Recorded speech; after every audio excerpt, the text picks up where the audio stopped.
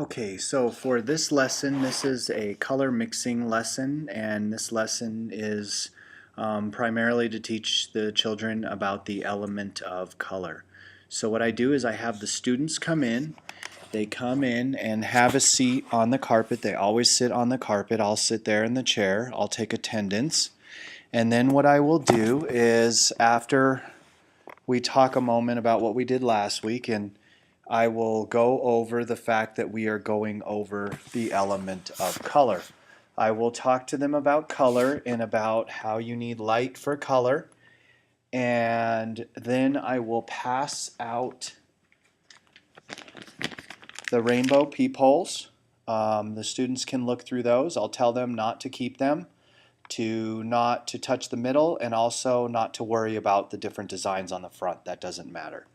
Then we'll have the students tell me. I'll usually have a blank piece of paper. We'll go over Roy G. Biv. The students, I'll introduce them to the concept of Roy G. Biv and the visible spectrum, the light we can see from the sun. Then I will tell them that today we are going to paint with the primary colors, yellow, red, and blue.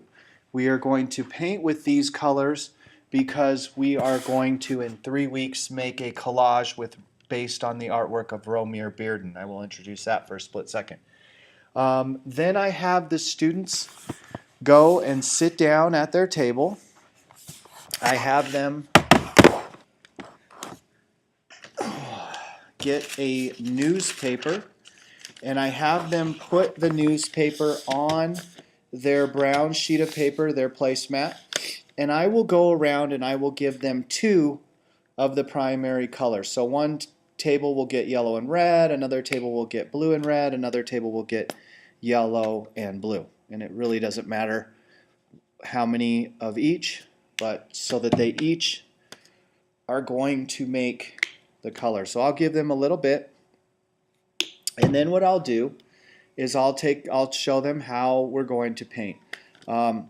Always hold the paintbrush like a pencil a little bit back, and then mix the color first before you spread it on your paper, and then I have them spread the paint on their paper.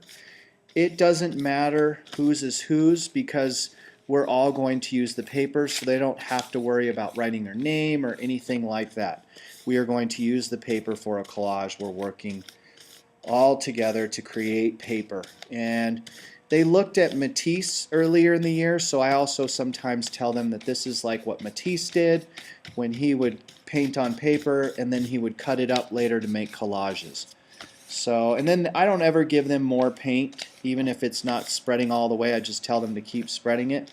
That way I don't mind seeing the text and things underneath. Then when they're done, and I ask them to leave some areas so that they can grip the paper. Then when they're done, I will call up tables, 1 or 2 tables at a time, or designate areas, and I will have them bring their paper over and set it down on the table to dry. Then we'll repeat, and so if this table did orange, this table will do red and blue, or until we cycle through all of the secondary colors. And then once they've done all the secondary colors, we'll go over secondary colors for a second and explain to them how they made those secondary colors. Then when the students are done, you can dismiss them to go to the bathroom to wash their hands towards the end. It's easier than using my sinks because there's a lot more sinks in the bathroom, or you can do a combination of using my sinks and sending some students to the bathroom. Remind the students of how they're supposed to behave in the bathroom, because we've had some issues with students and their behavior in the bathroom. And then if you could, please just wash off the brushes real quickly. And I think that's it. Thank you very much.